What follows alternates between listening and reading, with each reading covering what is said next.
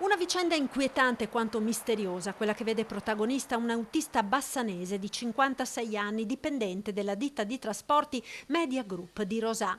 L'uomo, secondo quanto lui stesso ha raccontato ai carabinieri, mentre era in viaggio dal Bellunese al Vicentino con un carico di occhiali da consegnare, ha subito un vero e proprio agguato a Ponte nelle Alpi, dove è stato fermato da 3 banditi e costretto ad accostare il furgone. L'azione è stata fulminea e l'uomo non ha avuto nemmeno il tempo di reagire. I tre, che avevano il volto coperto da maschere, l'hanno bendato ed immobilizzato con delle fascette da elettricista. Poi si sono impossessati del furgone e, tenendo in ostaggio l'autista, hanno guidato fino ad arrivare in una zona isolata nelle campagne di Pederobba. Un percorso misterioso di circa un'ora che è diventata un'ora di terrore per il 56enne.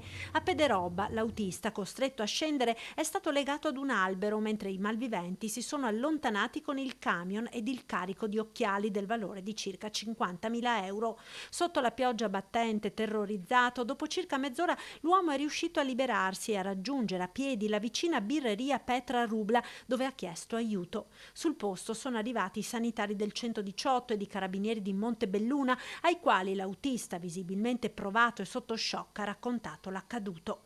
La denuncia della rapina risale a venerdì scorso. Da allora i carabinieri stanno cercando ladri, bottino e furgone, ma fino ad ora nulla è stato trovato. Al momento gli investigatori stanno battendo tutte le piste, al vaglio anche le immagini delle telecamere di videosorveglianza lungo il tragitto che il furgone con i banditi ed il rapito a bordo dovrebbe aver compiuto tra Ponte nelle Alpi e Pederobba. Un giallo per ora ancora tutto da chiarire.